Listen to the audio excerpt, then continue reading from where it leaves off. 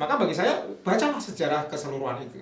Dari berbagai sudut. Terutama sejarah, karena mainstreamnya dulu sejarah itu sejarah kekuasaan. Yuk sejarah korban. Dengarkan sejarah korban.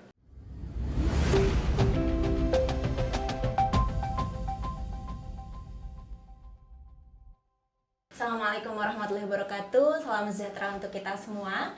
Teman-teman, kembali lagi di podcast kesayangan kita, Democratic Resilience. Hari ini saya Ashila Hitsti, sudah ditemani narasumber kita.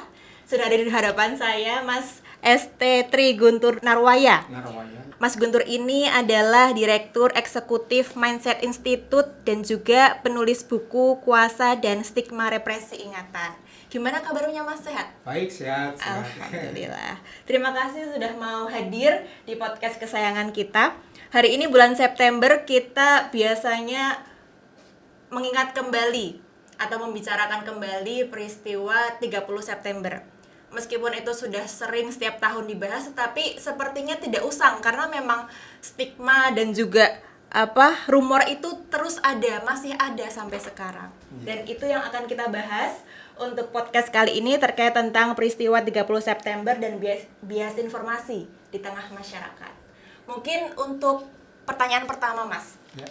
Ketika kita membicarakan peristiwa 30 September, itu istilahnya banyak. Ada Gestok, ada Gestapu, ada G30 SPKI. Itu menurut saya udah bias informasi nih. Itu menurut Mas Guntur gimana?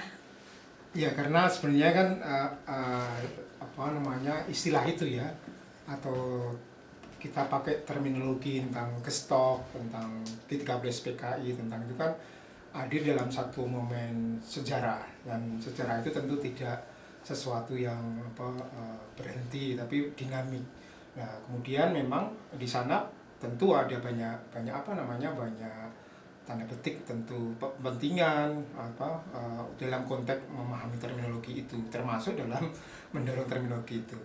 Dulu di awal bahkan misalnya G30 SPK itu belum ada ya, saya tadi kisahkan dulu, bahkan dokumen yang saya baca yang dikeluarkan misalnya salah satunya Angkatan Darat misalnya gitu ya, atau pemerintah sendiri dulu menyebutkan garing PKI itu belum secara penuh seperti dalam buku putih yang kemudian dikeluarkan oleh pemerintah ya, melalui teman-teman salah satunya Nugroho Nurcanto dan kawan-kawan itu. Nah, pada waktu itu polemik itu masih terus ya. Penyebutannya dulu apa, Mas, kalau belum ada garing PKI? Ya, gerakan 30 September sebenarnya, gerakan 30 September. Jadi baru kemudian sejarah kan terus menerus. Artinya mereka saling mengumpulkan data masing-masing atau peristiwa fakta masing-masing sesuai dengan kalau sekarang kita sebut sebagai kebenaran menurut saya, kebenaran menurut kelompok, atau kebenaran menurut terminologi saya atau terminologi kelompok tertentu misalnya. Nah, pada waktu itu salah satu buku pertama itu kan 40 hari kegagalan ya PKI misalnya gitu. Tapi pun itu belum menyebut konteks misalnya dalang ya. Dalang itu artinya kan sebagai pelaku utama gitu. Baru kemudian misalnya kita lihat ya perkembangannya, ada muncul corner paper ya. Benedict Anderson dan kawan-kawan McAfee itu kemudian melahirkan satu semacam riset penelitian ya dengan mereka. Kemudian dalam riset itu menemukan satu kesimpulan lah, bisa katakan kesimpulan bahwa di situ tuh Angkatan Darat yang paling besar dalam konteks peristiwa itu, dan itu tentu saja membuat gerah ya, terutama pada waktu 65 transisi kekuasaan ya, Orde Baru, kelompok Soeharto dan kawan-kawan, dan dia kemudian memulai ini untuk menanggapi itu gimana gitu misalnya, kemudian menanggapi sampai proses terbentuknya itu buku putih yang kemudian ada jelas di situ ada garing PKI sebagai satu subjek yang dalang yang kemudian dituduhkan oleh pemerintah atau pada waktu itu jelas Orde Baru. Berarti mulai ada istilah G30S garing PKI itu mulai dari Orde Baru. Iya, mulai gitu. Ya jelas itu sebenarnya kalau hari ini kita bahas sampai hari ini ya itu terminologi sebenarnya Orde Baru sebenarnya ya. Bahwa hari ini kemudian masih katakanlah dilanggengkan atau dipakai sebagai bagian terminologi dan menempatkan PKI sebagai dalang ya, itu karena jejak dan kekuatan Orde Baru dalam konteks sejarah pemahaman tentang 65 itu masih sangat kuat sampai hari ini masih kuat di situ. Terkait tentang peristiwa 65 gitu Mas, itu menurut Mas Guntur gimana sih? Karena kan banyak banget nih informasi terkait tentang peristiwa 65 kayak gitu. Kalau dilihat sebagai momen atau peristiwanya kan jejaknya sering kita melihat ya, terutama dalam kisah saya masih kecil ini, ingat saya masih kecil kala itu di usia SD gitu ya, kita di tanda petik diwajibkan ya. Artinya saya di sekolah dasar, sekolah dasar kampung ini ya, kemudian diwajibkan untuk menonton Film satu itu ya? film ya. Itu kan 83 kalau nggak salah, itu 83 84 itu diwajibkan semua ya, hampir semua lembaga, terutama sekolah-sekolah. Nah, pada waktu itu kemudian orang cenderung memahami satu peristiwa momen 65, terutama peristiwa itu pada malam itu ya, malam Oktober itu, Malam penculikan. ya 30 September yang salah satunya, kemudian 1 Oktober kemudian sebagai kita letakkan sebagai hari kesaktian Pancasila itu. Jadi orang hanya melihat itunya, ya kan? Orang melihat satu momen terjadi pembunuhan jenderal pada waktu itu ya, beberapa jenderal dibunuh di Jakarta ataupun di Jogja gitu. Kemudian narasi itu yang menjadi lokus gitu ya. Kemudian orang dalam sejarah kita nggak diajak berpikir di balik itu kan ada sejarah yang lebih besar, misalnya sejarah ekonomi politik ya. Kenapa momen tragedi itu bisa hadir dalam konteks kita atau hadir dalam menghampiri sejarah kita? Itu kan ada momen, misalnya kita nggak pernah sejak kecil atau sejak di mahasiswa nggak pernah diajari untuk bahwa itu ada momen misalnya pertarungan ideologi ekonomi politik misalnya, perang dingin misalnya ya, di antara kepentingan kapitalisme dan mungkin kepentingan juga dengan negara-negara yang dianggap sebagai blok kiri atau blok komunis atau blok sosialis itu nggak pernah ya, dilihat. Sehingga tragedi itu seolah-olah dilihat sebagai hanya peristiwa itu, malam itu. Satu malam itu. Nah, kemudian yang juga nggak pernah dilihat juga dalam konteks sejarah itu setelahnya. Jadi setelahnya itu kan hampir, maka kemudian kalau saya sering memakai tragedi 65 sampai 66 itu tragedi luar biasa ya. Ya kita tahu misalnya setelah itu maka kebijakan sudah transisinya dari Soekarno, ada di Soekarnoisasi misalnya, kemudian ada Soeharto naik, Orde Baru naik, dan kemudian terjadi penangkapan, pemenjaraan, pembuangan, itu kan terjadi banyak. Dan riset ya, ingat riset yang dilakukan oleh negara sendiri pada waktu itu karena korbannya begitu ya, orang dalam spektrum tertentu bisa melihat itu sebagai amuk massa di daerah, tapi ada juga melihat ini enggak, ini bagian dari desain satu kejahatan kemanusiaan. Ya nanti aku kisahkan misalnya sampai Komnas HAM tahun 2012 menyimpulkan ini sebagai bentuk dari kejahatan kemanusiaan besar ya, HAM berat ya. Tapi itu tahun 2012 ketika Komnas HAM merekomendasikan ini di kejaksaan dan sampai hari ini kan tidak di follow up gitu ya. Nah, maka tragedi itu nggak dilihat juga. Tragedi terhadap bahkan riset awal negara, pemerintah pada waktu itu menyebutkan ya angkanya nggak main-main juga ya, puluhan ribu gitu. Kemudian ada riset-riset dan banyak lagi riset baik peneliti dari asing maupun dari Indonesia yang menyebutkan angka rata ya antara 500.000 sampai 3 juta.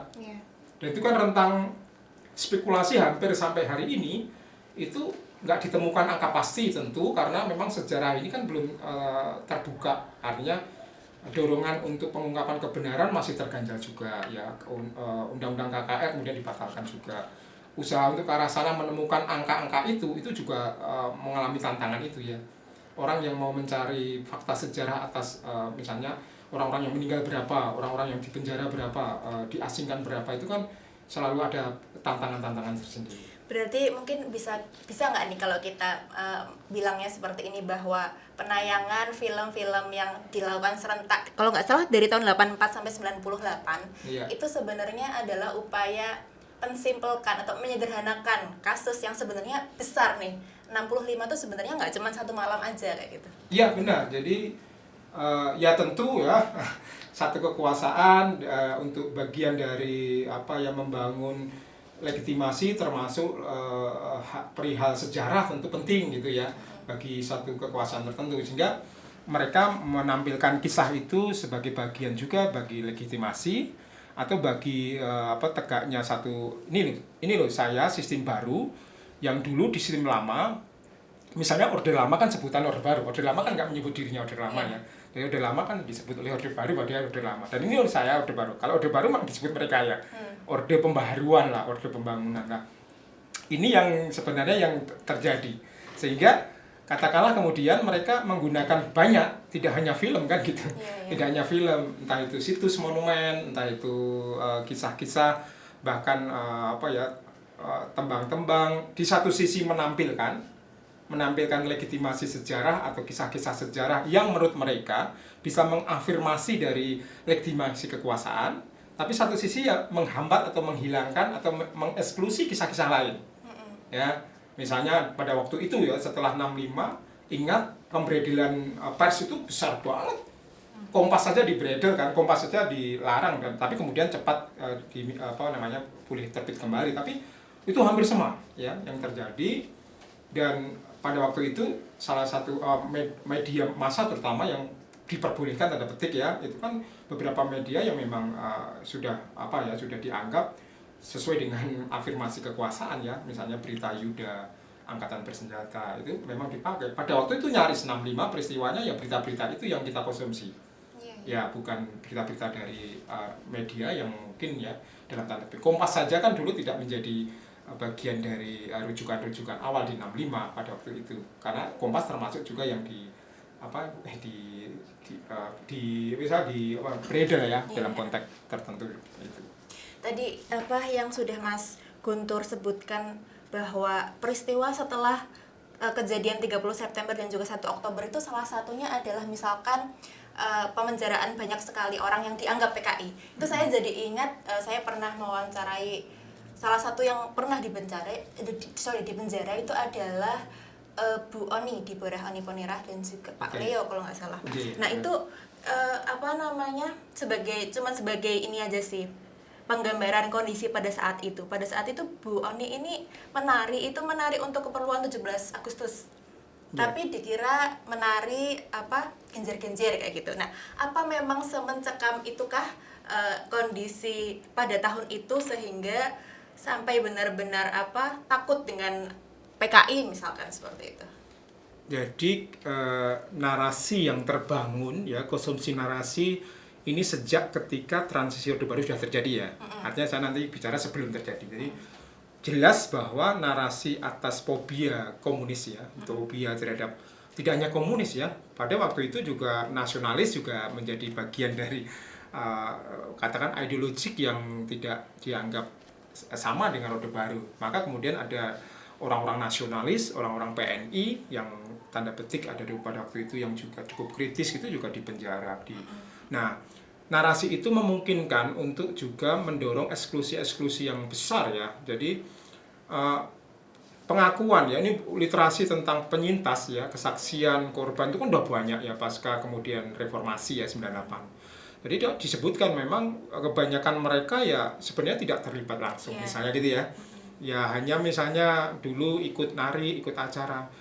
Padahal dalam konteks sosiologis misalnya, sebelum 65 itu sebenarnya ya dalam fase itu ya sama seperti partai-partai biasa itu. Kalau kita bicara konteks Orde Baru misalnya ya hampir sama, misalnya waktu itu ada PDI, PPP atau Orde Baru. Hampir kemudian reformasi berkembang menjadi puluhan partai dan mereka berkontestasi di dalam ranah misalnya untuk menggalang suara, itu kan sama aja seperti partai politik biasa.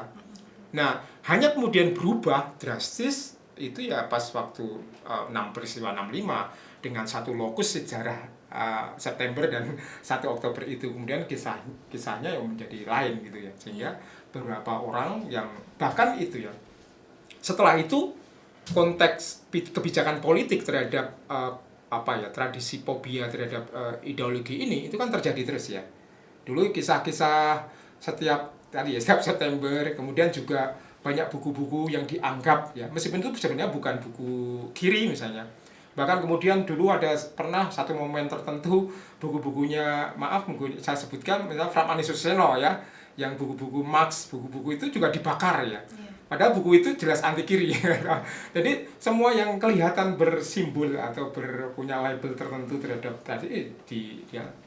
itu yang membuat kemudian situasi itu mendorong banyak kritik resistensi juga, kemudian puncaknya 98 sebenarnya. Puncaknya kemudian menjadi satu momentum perubahan kepada kritik Orde Baru dan tumbangnya Orde Baru itu sendiri gitu. Saya kira itu. Dan stigmatisasi kepada penyintas dan juga bahkan keluarganya sampai ke generasi kedua dan ketiga itu sampai sekarang masih ada ya Mas ya? Sampai sekarang masih ada dalam beberapa, tapi tidak seburuk ya, tidak seburuk ketika memang ada masa Orde Baru ya. Terutama kebijakan-kebijakan misalnya label dulu kan ada tapol A, tapol B, tapol C itu kan sudah dihilangkan. Kemudian dalam konteks tertentu juga banyak nih orang-orang yang sudah ada beberapa di rehabilitasi gitu ya, juga mendapatkan katakanlah pekerjaan-pekerjaan yang layak. Tapi secara diskursus ya, secara diskursus itu secara umum gitu ya masih fobia itu masih dengan upaya apapun ya. Kemarin misalnya Jokowi saja ya, terakhir kan sebenarnya perdebatan soal pemilu pada waktu itu ya. Bahkan seorang calon presiden aja bisa dilabeli dengan cara dia anak PKI dan yang lainnya. Nah, itu kan sebenarnya bahwa momen diskursus itu belum menghilang benar gitu. Jadi masih tersisa jejak-jejaknya. Tetapi memang tidak sebesar ya atau mencekam pada waktu di Orde Baru gitu. Sekarang masih ada orang ya dengan cara apapun artikulasi bisa dihargai gitu.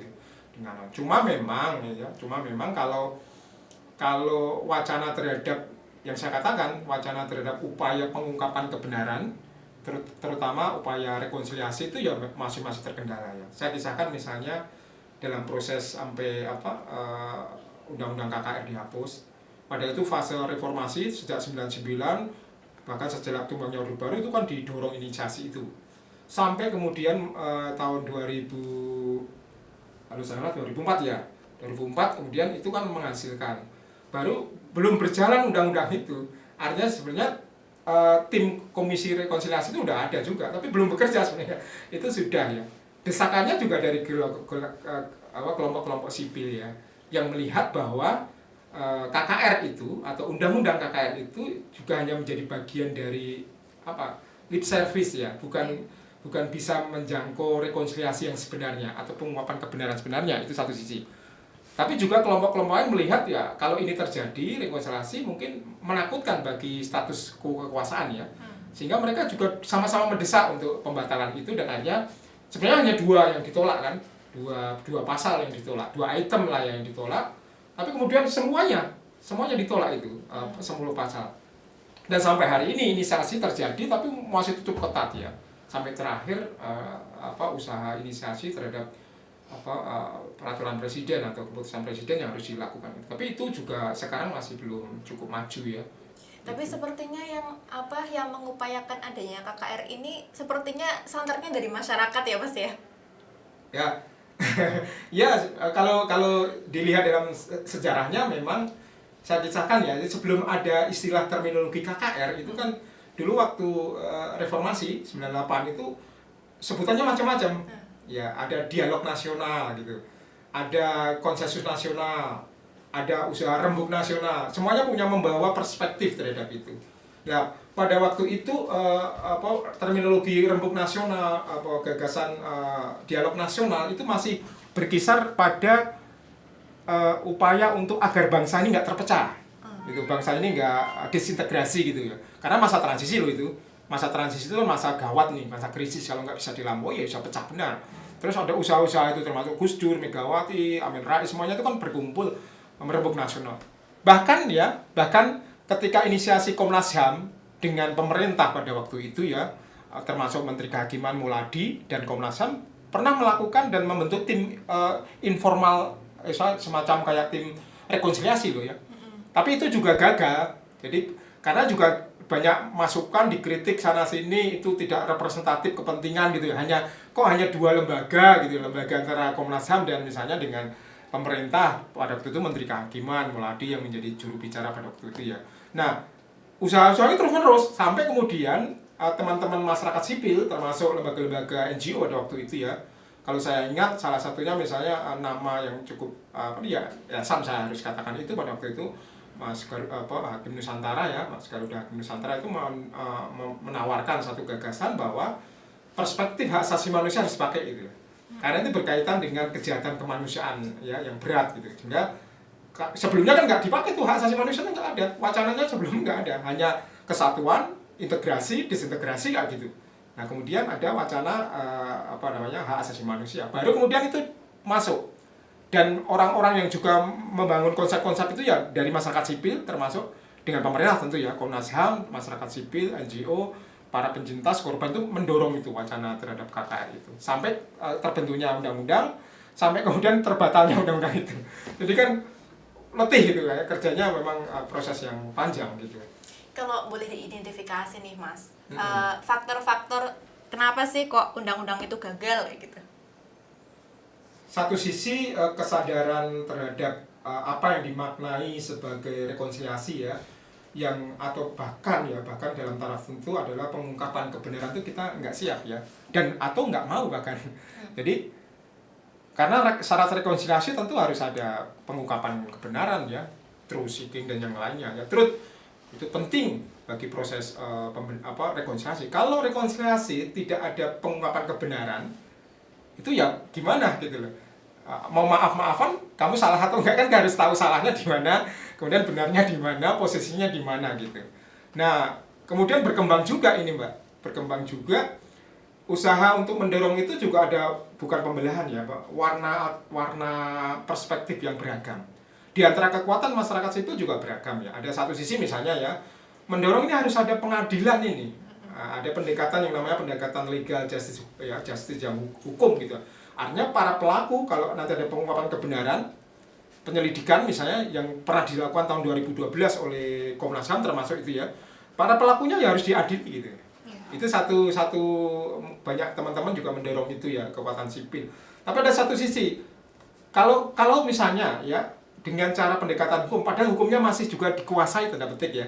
Kalau kita serahkan itu di pengadilan, tapi pengadilannya juga masih pengadilan lama. Sulit lolos. Kan sulit lolos. Hanya keputusannya nanti kayak pengadilan HAM di Tanjung Priok, pengadilan Timur, yang sama sekali orang-orang pelaku, orang-orang yang benar-benar menjadi subjek yang bersalah pada waktu itu nggak ada yang diadili, nggak ada cepat bersalah. Kemudian impunitas ya itu terjadi. Nah itu yang satu sisi. Maka kemudian dia mendorong kita rekonsiliasi dulu.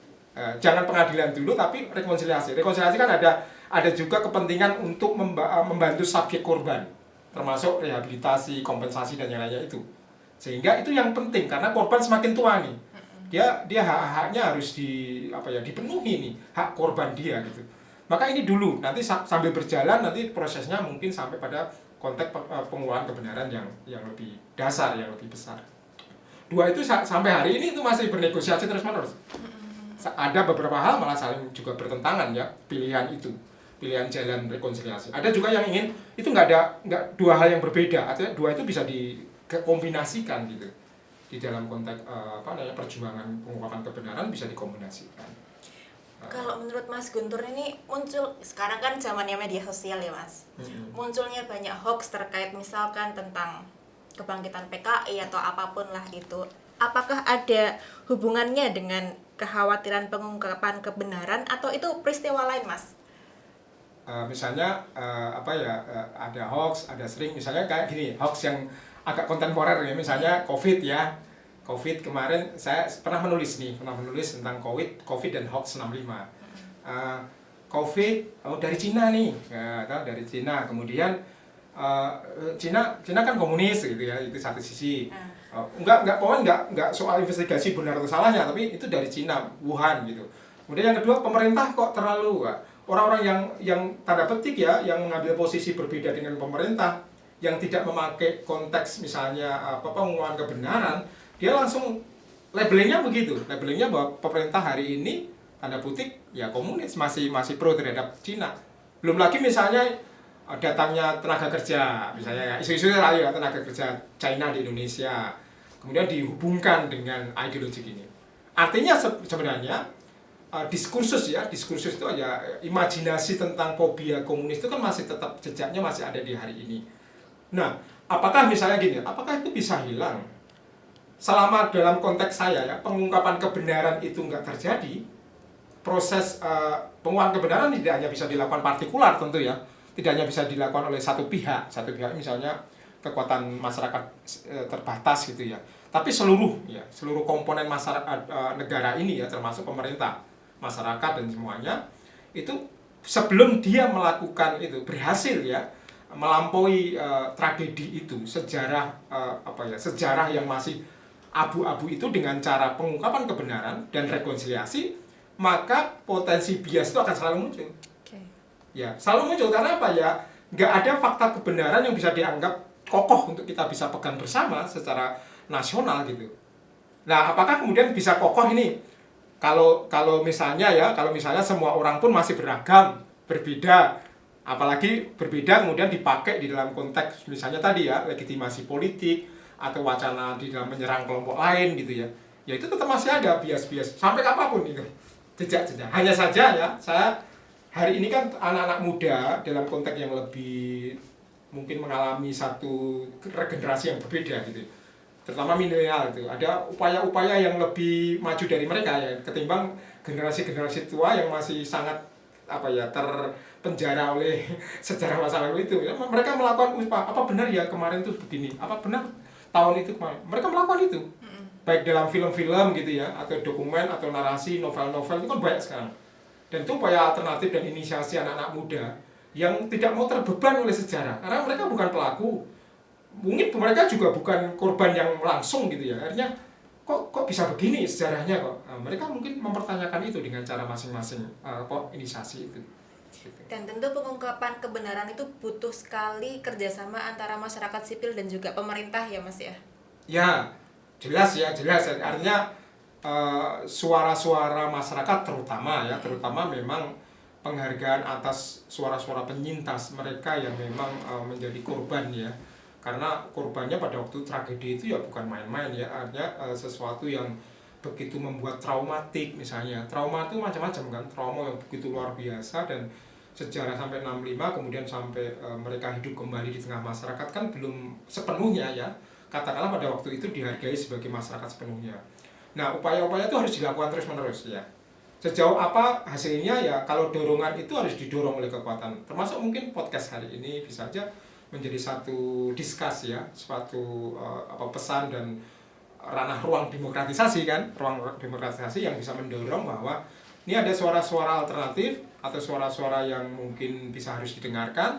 Sejauh ini kemudian bisa memperkuat dari itu tadi, usaha untuk membangun rekonsiliasi nasional ataupun pengumpulan kebenaran masa lalu dengan cara yang harus ditemukan mungkin beragam, nggak harus satu jalan misalnya, tapi berbagai jalan bisa dilakukan, itu bisa. Jadi yakin kalau itu didorong terus menerus ya sejarah akan mengalami warna yang berbeda atau warna yang berubah minimal ya, berubah lebih baik. Berarti ini mungkin karena waktu kita terbatas Mas. Iya. Untuk pertanyaan terakhir mungkin, tapi saya yakin sih ini nyambung dengan yang Mas Guntur katakan tadi, bahwa gimana sih kita sebenarnya sebagai masyarakat, terutama generasi milenial ya, yang menikmati podcast ini itu untuk menyaring, menanggapi berbagai bias informasi terkait tentang peristiwa 65. Ya, pertama ya, sejarah jangan dimaknai sebagai sebuah makanan yang siap saji kan gitu ya. Sejarah itu bukan konsumsi yang kayak makan kemudian atau sebuah objek yang pasti yang bisa kita tangkap pasti dan itu bisa kita resapi sebagai pengetahuan gitu. Tapi sejarah itu dinamis. Sejarah itu penuh negosiable atau penuh dengan negosiasi. Bahkan dalam taraf tertentu sejarah itu ya bagian dari sebuah irisan kontestasi ya. Sejarah itu. Jadi maka dulu ada istilah bahwa sejarah itu kadangkala kalau dominasi kekuasaan tertentu hegemonik, sejarah yang milik pemenang ya, pemenang. Maka gimana sejarah menjadi sangat adil, sejarah menjadi sangat demokratis ya. Sejarah juga terbuka, yaitu ditentukan oleh masing-masing tadi kekuatan. Bagi saya gini, penghargaan atas sejarah sama saja kalau kita bicara soal literasi.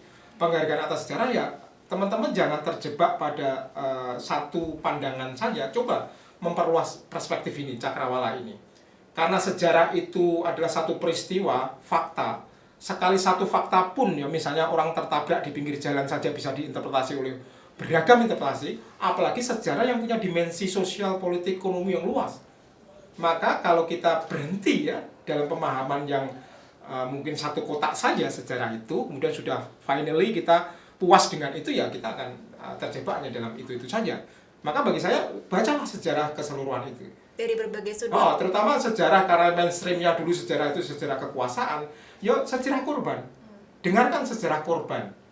Baik dari sejarah korban menjadi sejarah alternatif ya, sebagai tawaran sejarah alternatif. Karena gini, dulu pernah ya, kalau kita lihat dalam konteks pembelajaran sejarah kita itu kan sejarah selalu para pahlawan yang ada dalam jabatan-jabatan tertentu. Pahlawan-pahlawan kita kan kelas bangsawan semua ya kalau dipanjang di kita itu. Nah, sejarah orang-orang kecil, sejarah orang kampungan, sejarah orang-orang yang terpinggirkan, sejarah korban itu jarang, masih minim untuk kita dengar.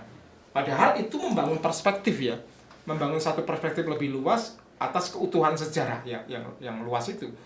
Maka penting, itu yang pertama. Yang kedua, kita sebagai, ini bagi saya, kalau saya ada di dunia kampus ya, di dunia riset ya, Anda mulai dengan ketekunan untuk membangun riset. Karena riset itu investigasi, pengungkapan kebenaran hanya bisa juga didorong oleh militansi Anda untuk membangun riset ya. Bukan hanya membaca, bukan hanya mengkonsumsi sebuah asupan dari omongan orang, dari pendapat orang, tapi benar-benar kita punya mentality, attitude, atau bahkan seorang yang berani untuk menginvestigasi itu.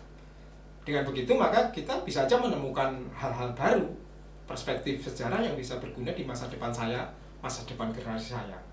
Jadi tidak hanya sejarah masa lalu sebagai bagian dari romantisme, memori, tapi sejarah yang kita bisa dorong untuk membangun pilar di masa depan. Dan itu hanya bisa dilakukan juga oleh orang yang mencintai sejarah. Mencintai sejarah dalam pengertian bukan ideologi, mencintai ideologi sejarah tertentu, tapi mencintai bagaimana kita harus menelusuri sejarah kita seluas mungkin. Dengan begitu, kemungkinan sejarah menjadi didogmatisasi atau sejarah didominasi itu akan diminimalisir ya. Karena kalau tidak ada alternatif, tidak ada kreasi yang lain, ya sejarah akan selalu punya potensi didominasi, menjadi sejarah baku, bahkan hanya dipakai oleh kekuasaan yang dominan di dalam konteks kepentingan sejarahnya. Iya, terima kasih sekali Mas Guntur. Ini kita udah banyak sekali berbincang terkait tentang bias informasi di peristiwa 30 September. Dari berbagai yang tadi sudah Mas Guntur sampaikan, ada beberapa yang saya menarik dan saya highlight itu adalah bias informasi itu bisa berhenti ketika memang ada pengungkapan dari sejarah untuk melakukan itu, ya, komitmen untuk dan juga rekonsiliasi. Iya. Dan kita sebagai generasi muda untuk memahami sejarah itu perlu memahami dari berbagai sisi ya Mas, supaya tidak terkotak-kotak kayak gitu. Iya benar, ya, benar. Terima kasih sahabat podcast Democratic Resilience. Kembali lagi di tema-tema berikutnya. Assalamualaikum warahmatullahi wabarakatuh. Oke.